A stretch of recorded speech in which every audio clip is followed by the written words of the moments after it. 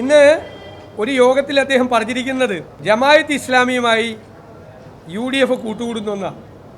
ഞാൻ കഴിഞ്ഞ ദിവസം വ്യക്തമാക്കിയിട്ടുണ്ട്.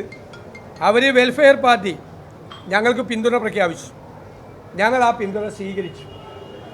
മുഖ്യമന്ത്രി ഇപ്പോൾ പറയുന്നത് വർഗീയതയുമായി UDF സന്ധി ചെയ്തു എന്നാണ്. അദ്ദേഹം പാർട്ടി സെക്രട്ടറി ആയിരുന്നപ്പോൾ ചെയ്ത ഒരു പത്രസമ്മേളനം ഞാൻ നിങ്ങളെ കേൾപ്പിക്കുകയാണ്. അതിൻ്റെ വീഡിയോയും അതിൻ്റെ ഓഡിയോയും ഞങ്ങളുടെ കയ്യിലുണ്ട്. അതായത് ജമാഅത്ത് ഇസ്ലാമിയും PDPയും LDFന് പിന്തുണ നൽകിയിരിക്കുന്നു. അതിന് ഞങ്ങൾ സ്വാഗതം ചെയ്തിരിക്കുന്നു. അവർ ശക്തമായ നിലപാടാണ് സ്വീകരിച്ചിരിക്കുന്നതെന്ന് ഞാൻ കഴിഞ്ഞ ദിവസം പറഞ്ഞതുപോലെ CPMൻ്റെ മുഖപത്രം ജമാഅത്ത് ഇസ്ലാമിയുടെ പിന്തുണ ആവേശകരവും അഭിമാനകരവും എന്നാണ് പറഞ്ഞത്. ഈ മുഖ്യമന്ത്രിയെപ്പോലെ ഒരാൾ കേരളത്തിൽ ഒരു മുഖ്യമന്ത്രി ഇതുപോലെ മാറി പറഞ്ഞിട്ടില്ല. അവരുടെ പിന്തുണ നേടി അന്ന് അധികാരത്തിൽ വന്നാണ് 2006. എന്നിട്ട് ഇപ്പം മാറ്റി പറയും 2011. അതുകൂടാതെ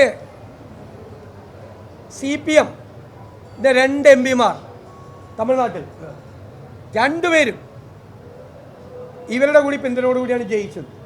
എന്നാൽ മുഖ്യമന്ത്രി പോളിറ്റ് ബ്യൂറോ മെമ്പറല്ലേ, അവരെ രാജിവെപ്പിക്കാൻ തയ്യാറുണ്ടോ? അവർ ഈ വെൽഫെയർ പാർട്ടിയുടെ ഓഫീസിൽ പോയി നന്ദി പറഞ്ഞു. ഞങ്ങൾക്ക് വെൽഫെയർ പാർട്ടിയാണ് പിന്തുണ കൊടുത്തത്. ഇവർ അന്നത്തെ ജമാഅത്ത് ഇസ്ലാമിയായിട്ടാണ് ഇവർ കൂട്ടുകൂടിയത്. ഇതെന്താ ഇപ്പം പച്ചയ്ക്ക് വർഗീയത പറയുകയാണ് CPM. പച്ചയ്ക്ക് വർഗീയത. CPM കേഡറുകളോട് സ്ക്വാഡുകളോട് പറഞ്ഞിരിക്കുന്നത് വീടുകളിൽ പോയി പച്ചയ്ക്ക് വർഗീയത പറഞ്ഞ് വോട്ട് പിടിക്കാനാണ്. ഓരോ വീട്ടിലും ചെല്ലുമ്പോൾ പണ്ട് കാലടി ഗോപിയുടെ കഥാപാത്രം പോലെ ഓരോ വീട്ടിലും ചെല്ലുമ്പോൾ ആ വീട്ടിലെ ഏത് മതമാണ് എന്ന് കണ്ടിട്ട് അതനുസരിച്ച് അഭിപ്രായം പറയുന്ന രീതിയിലേക്ക് CPM ഒരു കാലത്ത് കേരളത്തിൽ ഒരു രാഷ്ട്രീയ പാർട്ടിയെ അധപ്പതിക്കാത്ത തരത്തിൽ പച്ചയ്ക്ക് വർഗീയത പറയാം എല്ലാ വീട്ടിലും ചെന്ന്. ഇവിടെ തെരഞ്ഞെടുപ്പിന് വർഗീയത പറഞ്ഞോ അല്ലെങ്കിൽ വിഷയങ്ങൾ മാറ്റി പറഞ്ഞോ ഈ തെരഞ്ഞെടുപ്പിലെ അജണ്ട മാറ്റാൻ മുഖ്യമന്ത്രിയും CPMും ശ്രമിക്കണ്ട. കാരണം ഈ തെരഞ്ഞെടുപ്പിൽ ജനങ്ങളുടെ മനസ്സിലുള്ളത് ഈ സർക്കാരിനോടുള്ള അതിശക്തമായ എതിർപ്പാണ്. ആ എതിർപ്പ് വോട്ടാവും, ഒരു സംശയവും വേണ്ട.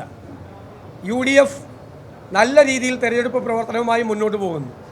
ഞങ്ങളുടെ വിലയിരുത്തൽ ഉജ്ജ്വലമായ ഭൂരിപക്ഷത്തിന് UDF സ്ഥാനാർത്ഥി ശ്രീ ആര്യാടൻ ഷൗക്കത്ത് ജയിക്കുമെന്ന് തന്നെയാണ്.